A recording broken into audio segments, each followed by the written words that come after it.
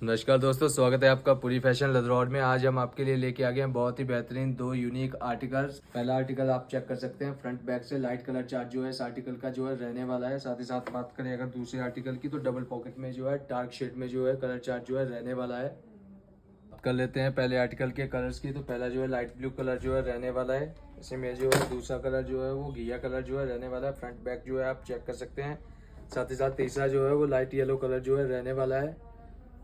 बात कर लेते हैं दूसरे आर्टिकल की, डबल पॉकेट के साथ कलर आप देख सकते हैं। बात कर लेते हैं साइजेस की।